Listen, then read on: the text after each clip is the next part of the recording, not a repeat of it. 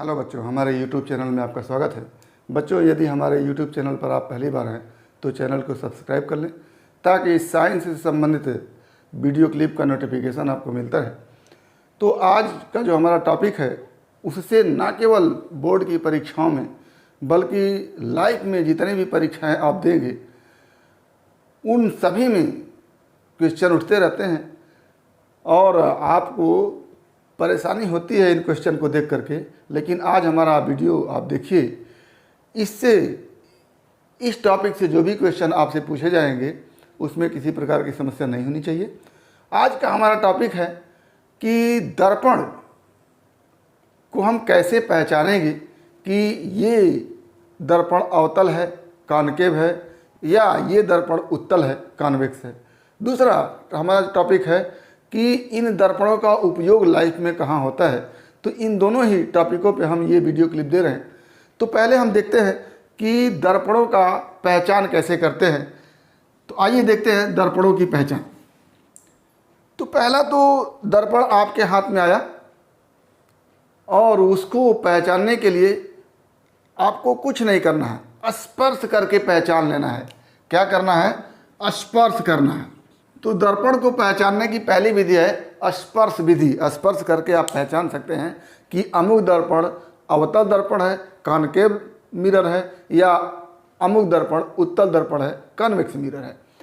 तो दर्पण आपके सामने आया, आप भली भांति पहचान चुके हैं कि कौन सा परावर्तक पृष्ठ होता है और कौन सा कलई किया हुआ पृष्ठ होता है। तो जो परावर्तक पृष्ठ होता है वो आपके सामने होता है, जिससे आप अपने प्रतिबिंब को देखते हैं, या किसी वस्तु के सामने परावर्तक पृष्ठ को रखते हैं और वस्तु का प्रतिबिंब दर्पण से बनता है। तो परावर्तक पृष्ठ को आप स्पर्श करेंगे।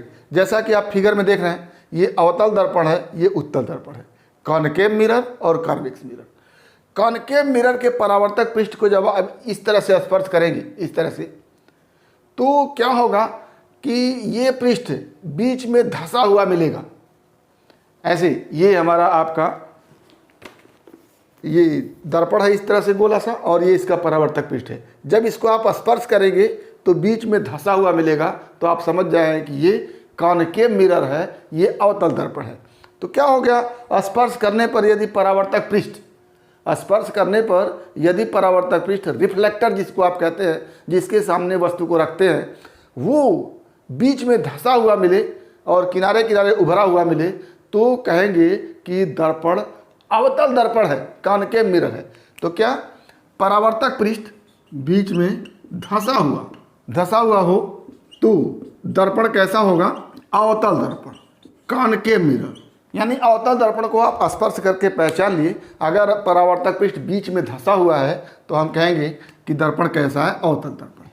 लेकिन उत्तल दर्पण की बात करें तो ये हमारा उत्तल दर्पण है, इसका परावर्तक पृष्ठ ये है, और इसको जब आप स्पर्श करेंगे तो बीच में देखिए उभरा हुआ मिलेगा और किनारे किनारे दबा हुआ मिलेगा। इस तरह से ये हमारा उत्तल दर्पण है, कॉन्वेक्स मिरर है। इसके परावर्तक पृष्ठ को ऐसे स्पर्श करें तो बीच में उभरा हुआ समझ में आएगा, बीच में उभरा हुआ प्रतीत होगा। तो ऐसा दर्पण क्या होगा? कॉन्वेक्स मिरर या उत्तल दर्पण होगा। तो क्या हो गया? और यदि स्पर्श करने पर परावर्तक पृष्ठ उभरा हुआ, जिसको एक और नाम देते हैं उत्तल हो, तो दर्पण कैसा हो जाएगा? उत्तल दर्पण होगा, और इंग्लिश में इसको कॉन्वेक्स मिरर। ये तो हो गया स्पर्श करके। पहली विधि क्या रही? स्पर्श करके आप जान सकते हैं कि यदि परावर्तक पृष्ठ बीच में धंसा हुआ है, अवतल है, तो दर्पण कैसा होगा? अवतल दर्पण होगा। और दूसरा, यदि स्पर्श करने के बाद परावर्तक पृष्ठ का बीच वाला भाग उभरा हुआ प्रतीत हो तो दर्पण कैसा होगा? उत्तल दर्पण होगा। ये स्पर्श करके हो गया। दूसरी विधि जो है आपकी है वो है प्रतिबिंब देखकर। प्रतिबिंब देखकर ये, अब आप अवतल दर्पण हो चाहे उत्तल दर्पण हो, चाहे कॉनकेव मिरर हो चाहे कॉन्वेक्स मिरर हो, दोनों ही के सामने वस्तु को विभिन्न स्थितियों में रख करके आप देख चुके हैं कि वस्तु का प्रतिबिंब कैसा बनता है। यहाँ पर पहचान करने की बात हो रही है, तो कैसा बनता है उसको देख करके आप समझ जाएंगे कि ये अवतल दर्पण है या उत्तल दर्पण है। तो जैसे आप जानते हैं कि अवतल दर्पण के सामने 5 स्थितियों में इनफाइनाइट पर हो, इनफाइनाइट और वक्रता केंद्र के बीच हो, वक्रता केंद्र पर हो, वक्रता केंद्र और फोकस के बीच हो, और फोकस पर हो। इन 5 स्थितियों में प्रतिबिंब उल्टा बनता है। कैसा बनता है? उल्टा बनता है। लेकिन एक स्थिति ऐसी आती है जब वस्तु फोकस और ध्रुव के बीच हो। तो अवतल दर्पण के सामने अगर वस्तु फोकस और ध्रुव के बीच होती है तो प्रतिबिंब उसका सीधा बन जाता है। तो अवतल दर्पण के सामने अगर वस्तु यहाँ पर है इस तरह से, तो प्रतिबिंब उल्टा बन गया। अब वस्तु को धीरे धीरे नज़दीक लाते हैं। नज़दीक लाते लाते यहाँ पर लाए तो भी उल्टा बना रहेगा, यहाँ पर लाए तो भी उल्टा बना रहेगा, यहाँ पर लाए तो भी उल्टा बना रहेगा, यहाँ पर लाए तो भी उल्टा बना रहेगा। अब इसके बाद जब हम जाते हैं फोकस और ध्रुव के बीच यहाँ पर, तो प्रतिबिंब सीधा बन जाता है इस तरह से। और जब प्रतिबिंब सीधा बन जाता है तो क्या हम देख लीजिए कि जैसे जैसे हम वस्तु को दर्पण के करीब ला रहे हैं प्रतिबिंब उल्टा बन रहा है, लेकिन एक स्थिति में प्रतिबिंब उलट करके सीधा बन जा रहा है। तो अवतल दर्पण के सामने वस्तु को दूर से अवतल दर्पण की तरफ ले जाइए और लाते लाते एक स्थिति ऐसी आएगी कि प्रतिबिंब सीधा बन जाएगा। तो आप क्या समझ जाएंगे कि दर्पण कैसा है? अवतल दर्पण है। यानी यदि किसी वस्तु को दर्पण के सामने दूर से नज़दीक तक ले जाएं और प्रतिबिंब उल्टा बनते बनते एकाएक सीधा बन जाए तो हम कहेंगे दर्पण कैसा है? अवतल दर्पण है। क्या करेंगे? लिखेंगे कि यदि दर्पण के सामने वस्तु को दूर से नज़दीक लाने पर प्रतिबिंब उल्टा से सीधा हो जाए तो दर्पण कैसा है? अवतल है। या अवतल को क्या लिखते हैं? कॉनकेव है। वस्तु को दर्पण के सामने दूर से नज़दीक तक ले जा रहे हैं। प्रारंभिक अवस्था में प्रतिबिंब उल्टा बन रहा है, लेकिन अंत में नज़दीक ले जाते एक स्थिति ऐसी आ गई कि प्रतिबिंब सीधा बन जाएगा। तो दर्पण कैसा होगा? अवतल होगा। लेकिन जब उत्तल दर्पण के सामने वस्तु को दूर से नज़दीक ले जाते हैं तो आप पढ़ चुके हैं कि उत्तल दर्पण में वस्तु को कहीं रखो, प्रतिबिंब हमेशा सीधा बनता है और छोटा बनता है।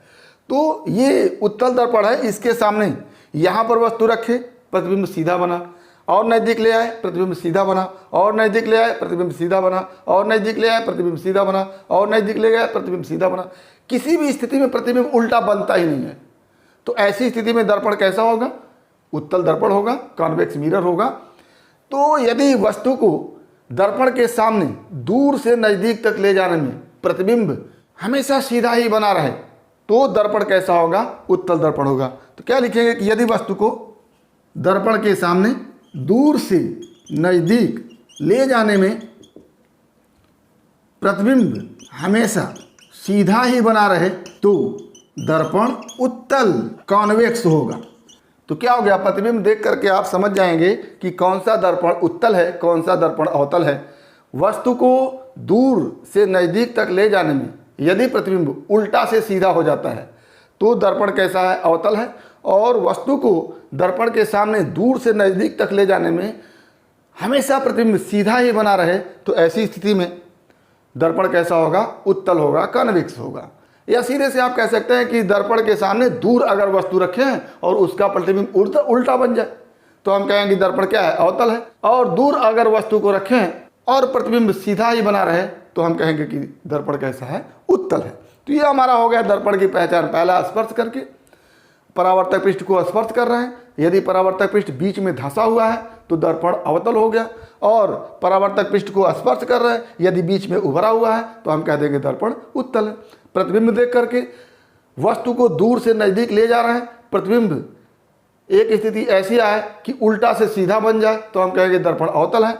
और वस्तु को दर्पण के सामने ला रहे हैं और दूर से नज़दीक तक ले आ रहे हैं और प्रतिबिंब हमेशा सीधा ही बना रहे तो कहेंगे दर्पण उत्तल है। तो ये तो हो गई हमारी पहचान। आगे हम देखते हैं दर्पण का उपयोग क्या होता है। दूसरा टॉपिक हुआ दर्पण का उपयोग। दर्पण का उपयोग। तो दर्पण के उपयोग में पहले हम अवतल दर्पण का उपयोग देख लेते हैं, फिर उत्तल दर्पण का उपयोग देखेंगे। तो इसमें लिखिए पहला अवतल दर्पण का उपयोग, कॉनकेव मिरर का उपयोग। तो इसमें पहला उपयोग अगर हम देखें, पहला उपयोग, जब आप दर्पण के सामने होते हैं तो जो भी आपके चेहरे में कमी हो, जो भी अच्छाई हो, आप अच्छी तरह से उसको देखना चाहते हैं, तो स्वाभाविक सी बात है कि वस्तु या आपके चेहरे का स्पष्ट थोड़ा बड़ा प्रतिबिंब आपके सामने बने। तो जब आप किसी अवतल दर्पण के ध्रुव एवं फोकस के बीच अपने चेहरे को रखें, ये हमारा अवतल दर्पण है। अगर आप अपने चेहरे को इस तरह से रखते हैं तो आपके चेहरे का प्रतिबिंब सीधा बनेगा, बड़ा बनेगा और आभासी बनेगा। तो सीधी सी बात है कि आप अपने प्रतिबिंब को स्पष्ट और बड़ा देखना चाहते हैं तो आपको अवतल दर्पण के सामने खड़ा होना पड़ेगा। तो अवतल दर्पण के सामने आप खड़े होकर के अपने प्रतिबिंब को स्पष्ट और बड़ा देख सकते हैं, सीधा देख सकते हैं। इसलिए सैलूनों में या अन्य जगहों पर जहाँ पर इमेज, अपना प्रतिबिंब अच्छी तरह से देखने का उद्देश्य होता है, वहाँ पर आप अवतल दर्पण बड़ा सा लगाते हैं, जिसके ध्रुव एवं फोकस के बीच आप खड़े होते हैं और आपका स्पष्ट बड़ा प्रतिबिंब दिखता है। तो पहला हो गया कि शेविंग करने में या बड़े बड़े मॉलों में जहाँ पर आप अपने प्रतिबिंब को बड़ा देखना चाहते हैं, वहाँ पर अवतल दर्पण का उपयोग होता है। तो क्या पहला उपयोग हो गया कि अपने चेहरे को स्पष्ट एवं बड़ा देखने में अवतल दर्पण का उपयोग करते हैं। यही कारण है कि बड़े बड़े सैलूनों में अवतल दर्पण का उपयोग शेविंग के लिए किया जाता है, चेहरा देखने में किया जाता है। तो हर एग्जाम में अक्सर करके ये क्वेश्चन बनता है कि सैलूनों में कौन से दर्पण का उपयोग किया जाता है। तो स्वाभाविक सी बात है कि सैलूनों में आप अपने चेहरे को बड़ा और स्पष्ट देखना चाहते हैं, तो ऐसी स्थिति में बड़ा और स्पष्ट प्रतिबिंब जो बनता है वो अवतल दर्पण से बनता है। तो सैलूनों में अवतल दर्पण का उपयोग करते हैं शेविंग के लिए या अपने चेहरे को देखने के लिए, ताकि चेहरा स्पष्ट और बड़ा दिखे। दूसरा जो उपयोग है अवतल दर्पण का वो है डॉक्टर। डॉक्टर जो टार्च दिया रहता है उसमें अवतल दर्पण लगा रहता है। जैसे यहाँ पर अगर हम यहाँ पर कोई प्रकाश स्रोत लगा दें, ये बल्ब मान लीजिए लगा दिया हमने, ये बल्ब लगा दिया फोकस पर, और जब यहाँ से प्रकाश की किरण इस तरह से चलती है तो फोकस से चलने वाली प्रकाश की किरण दर्पण से परावर्तन के पश्चात मुख्य अक्ष के समानांतर हो जाती है। ये दूसरा नियम है। तो इस फोकस पर प्रकाश स्रोत है और यहाँ से जो प्रकाश की किरण ऐसे चल रही है वो परावर्तित होकर के मुख्य अक्ष के समानांतर हो जाती है। इस तरह से जितनी भी प्रकाश की किरण इस प्रकाश स्रोत से चलेगी वो मुख्य अक्ष के समानांतर हो जाएगी, और मुख्य अक्ष के समानांतर हो जाने के कारण छोटे से प्रकाश स्रोत से प्रकाश बड़े क्षेत्र में गुजरेगी। और डॉक्टर जो है इस टार्च का उपयोग, जिस टार्च में अवतल दर्पण लगा हुआ है, उससे शरीर के आंतरिक अंगों को वो आसानी से देख लेता है और उसका इलाज कर देता है। यानी डॉक्टर अपने टार्च में अवतल दर्पण को रिफ्लेक्टर के रूप में, परावर्तक के रूप में उपयोग करता है, ताकि उसके फोकस पर जो प्रकाश स्रोत है उससे चलने वाली प्रकाश की किरण मुख्य अक्ष के समानांतर हो जाए और दूर तक जाए। इसलिए वो जो है ऐसे टार्च का उपयोग करता है जिसमें अवतल दर्पण लगा होता है रिफ्लेक्टर के रूप में। तो क्या लिखेंगे कि डॉक्टर के टार्च में अवतल दर्पण का उपयोग रिफ्लेक्टर, परावर्तक के रूप में किया जाता है, ताकि फोकस पर प्रकाश स्रोत हो और उससे चलने वाली प्रकाश की किरण मुख्य अक्ष के समानांतर हो जाए और दूर तक जाए, और डॉक्टर आसानी से शरीर के आंतरिक अंग को देख करके उसका इलाज कर लेता है। तीसरा जो उपयोग है आपका वो है मोटर कार रेल, स्टीमर आदि में जो प्रकाश स्रोत लगे होते हैं, जो लाइट लगे होते हैं, उसमें भी रिफ्लेक्टर के रूप में अवतल दर्पण का उपयोग होता है। ये बिल्कुल इसी तरह से जैसे रिफ्लेक्टर ये इस तरह का है, इस तरह का रिफ्लेक्टर है। मोटर कार में, रेलवे में, स्टीमर में ये जो लैंप लगा होता है, जो बत्ती लगी होती है, उसमें रिफ्लेक्टर के रूप में अवतल दर्पण का उपयोग किया जाता है। और यहाँ पर मान लेते हैं फोकस और ध्रुव के बीच, ये हमारा फोकस था और ये ध्रुव था, यहाँ पर प्रकाश स्रोत उसमें लगा हुआ है, इस तरह से होता है, बड़ा सा इस तरह से होता है, और यहाँ पर प्रकाश स्रोत इस तरह से लगा होता है। ये क्या है? हेडलाइट है। और यहाँ से प्रकाश इस तरह से चलता है, प्रकाश चला इस तरह से और ये रिफ्लेक्ट होकर दूर चला गया, ये भी प्रकाश चला दूर चला गया, ये भी प्रकाश चला दूर चला गया, ये भी प्रकाश चला दूर चला गया। तो क्या हुआ? जो लैंप लगे होते हैं, जो प्रकाश स्रोत लगे होते हैं, उनका रिफ्लेक्टर अवतल दर्पण का बना होता है और उसके फोकस और ध्रुव के बीच, फोकस और ध्रुव के बीच प्रकाश स्रोत होता है। वहाँ से चलने वाली प्रकाश की किरण ब्रॉड एरिया में, विस्तृत क्षेत्र में रिफ्लेक्ट होकर के जाती है और ज़्यादा क्षेत्र में जो है प्रकाश देती है। और रेलवे का ड्राइवर हो, मोटर कार का ड्राइवर हो, वो जो है उस प्रकाश से विस्तृत एरिया में देख पाता है। तो क्या हो गया? मोटर कार, रेलवे, स्टीमर आदि में जो हेडलाइट लगे होते हैं, उसमें परावर्तक के रूप में अवतल दर्पण का उपयोग किया जाता है। तो तीसरा जो उपयोग है, motor car, railway engine, steamer आदि के हेडलाइट में परावर्तक के रूप में अवतल दर्पण, कान के मिरर का उपयोग होता है। तो ये भी एक क्वेश्चन बन गया कि motor car, railway engine, steamer आदि के हेडलाइट में किस प्रकार के दर्पण का उपयोग किया जाता है, तो आप अवतल दर्पण को बताएंगे। और क्वेश्चन बनते हैं कि सैलूनों में मुंह देखने के लिए, या सैलूनों में प्रतिबिंब देखने के लिए, या सैलूनों में शेविंग करने के लिए किस दर्पण का उपयोग करते हैं, तो आप बताएंगे अवतल दर्पण का उपयोग करते हैं। चौथा, लैंप। लैंप में भी जो परावर्तक के रूप में होता है वो अवतल दर्पण ही होता है। आपको बताएं कि फोकस पर अगर कोई प्रकाश स्रोत रखा हो अवतल दर्पण के, तो रिफ्लेक्ट होकर के इस अवतल दर्पण के परावर्तक पृष्ठ से परावर्तित होकर के वो समानांतर हो जाती है, समानांतर हो जाती है। तो अब अगर ये रिफ्लेक्टर नहीं होता तो यहाँ से प्रकाश स्रोत चलती, इस तरह से चलती, दूर दूर तक जाती, और धीरे धीरे क्या होता, इसकी इंटेंसिटी, इसकी क्षमता क्या होती, तीव्रता कम होती जाती। लेकिन जब टेबल लैंप में अवतल दर्पण से युक्त लैंप का उपयोग करते हैं और उसके फोकस पर प्रकाश स्रोत रख देते हैं, जब फोकस पर प्रकाश स्रोत होता है तो फोकस से चलने वाली प्रकाश की किरण अवतल दर्पण से परावर्तन के पश्चात समानांतर हो जाती है, और समानांतर होकर के एक निश्चित एरिया में ज़्यादा से ज़्यादा प्रकाश देती है। अब जब समानांतर हुए थे इतने एरिया में प्रकाश देंगी, और जब एरिया कम होगा तो सारा का सारा प्रकाश एक निश्चित क्षेत्र में जाएगा और उसकी तीव्रता बनी रहेगी, और आसानी से आप टेबल लैंप के सामने अपने बुक को रख करके पढ़ सकते हैं। तो टेबल लैंप में भी जो परावर्तक पृष्ठ के रूप में होता है वो अवतल दर्पण होता है, और अवतल दर्पण के सहयोग से आप एक सीमित एरिया में प्रकाश को कन्वर्ट करके, परावर्तित करके ले जाते हैं, और उस एरिया में रखे हुए अपने बुक प्रकाश में आसानी से पढ़ सकते हैं। तो इस तरह से अवतल दर्पण का उपयोग टेबल लैंप में भी होता है। तो क्या लिखेंगे कि अवतल दर्पण का उपयोग टेबल लैंप में परावर्तक के रूप में होता है।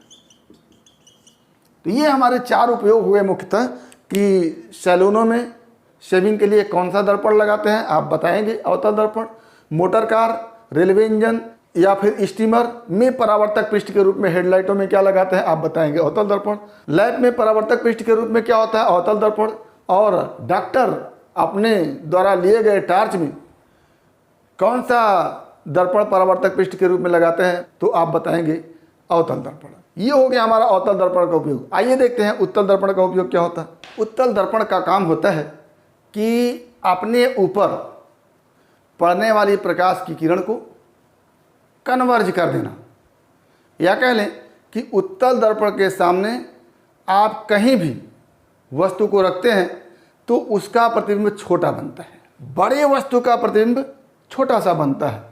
दर्पण का द्वारक इतना बड़ा है, इतना बड़ा हमारे पास दर्पण है, उसके बावजूद इतनी बड़ी वस्तु का प्रतिबिंब ये बन गया।